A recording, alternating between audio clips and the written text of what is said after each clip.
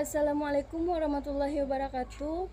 Saya Munia Andesti akan menjelaskan materi apa saja yang terdapat di dalam etika bisnis dan bank. Materi pertama, pengertian etika bisnis. Etika bisnis adalah prinsip-prinsip moral yang dijadikan sebagai pedoman atau panduan untuk bisnis yang sedang dijalankan, sehingga seluruh aspek yang berkaitan dengan bisnis tersebut dapat dijalankan sesuai dengan nilai, norma-norma, dan perilaku adil, sehat serta profesional bagi seluruh orang di dalam perusahaan.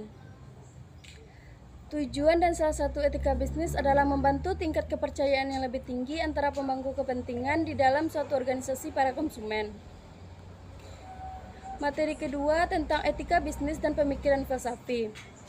Mempertahankan produktivitas dalam rangka meraih keuntungan besar tidak boleh merugikan pihak lain.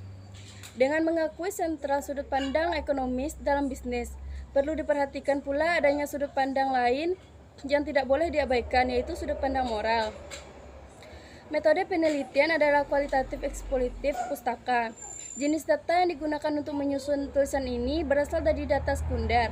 Sekundari data yang diperoleh melalui penelusuran bagai perusahaan yang relevan. Materi ketiga tentang pengambilan keputusan etis.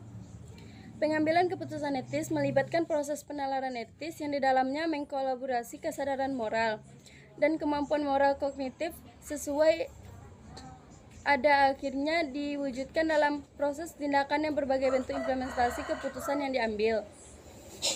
Pengambilan keputusan etis adalah sebagai salah satu cabang ilmu filsafi yang secara khusus mengkaji perilaku manusia secara dewasa. Ini cukup berkembang dan memiliki berbagai cabang di spesialisasi. Materi keempat tentang hakikat etika bisnis dan hubungan bisnis secara moral. Perilaku etika bisnis dalam kegiatan berbisnis adalah sesuatu yang penting demi kelangsungan hidup bisnis itu sendiri, terutama jika dilihat dalam perspektif jangka panjang. Bisnis yang baik adalah bisnis yang baik dalam konteks bisnis, merupakan perilaku yang sesuai dengan nilai-nilai moral. Berasal dari kata-kata Yunani yaitu ethos yang artinya karakter atau kebiasaan. Etika bisnis aturan atau perilaku adat kebiasaan manusia dalam pergaulan antara sesamanya yang menegaskan sebagaimana yang benar dan sebagaimana yang salah. Materi kelima, penanggung-jawaban moral dalam dan masalah pengawasan moral. 3 masalah pokok yang menjadi perhatian dari perusahaan besar yang menjadi sarana titik moral. 1. Status moral perusahaan. 2. Penanggung-jawaban moral yang tepat untuk setiap kelompok. 3. Struktur perusahaan yang ditinjau dari segi moral. Materi ke-6 tentang pentingnya etika dalam berbisnis.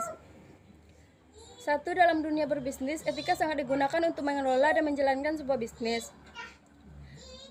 Etika bisnis adalah prinsip moral yang bertindak sebagai pedoman dalam menjalankan bisnis. Tujuannya adalah bagi pengusaha yang memiliki kesadaran moral dan memberikan batasan-batasan bagi pengusaha dalam berbisnis. Materi ke-7 tentang etika pencapaian laba yang usaha dengan layak. Tugas suatu menciptakan lembaga-lembaga ekonomi untuk masyarakat dan pribadi. Kita harus memahami dalam usaha haus akan laba adalah sebagai berikut.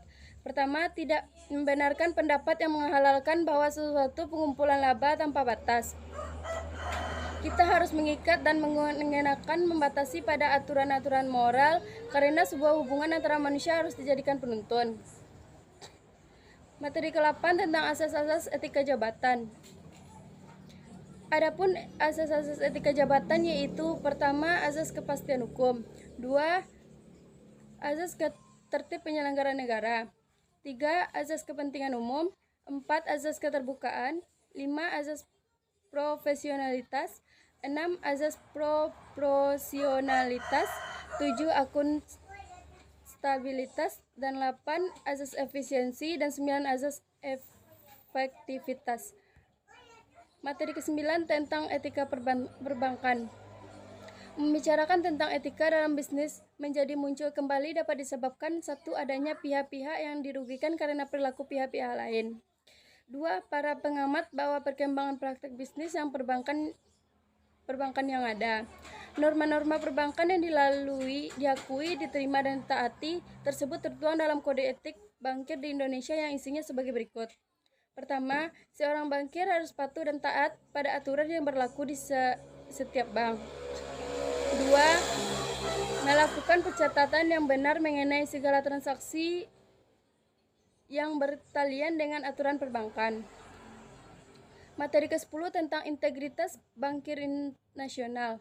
Integritas adalah sebuah penilaian yang berkaitan dengan kualitas kejujuran dan prinsip moral di dalam diri seseorang maupun sekelompok orang.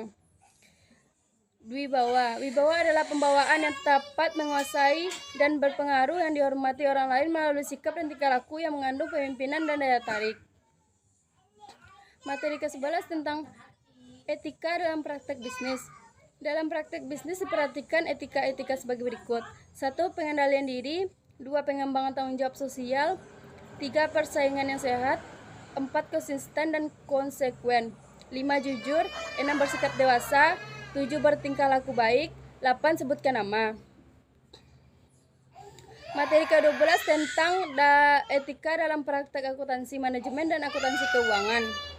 Akuntansi manajemen adalah disiplin ilmu yang berkenaan dengan penggunaan informasi akuntansi oleh para manajemen dan para pihak lain internal lainnya untuk keperluan kepentingan biaya produk, perencanaan, pengendalian, dan evaluasi serta pengambilan keputusan.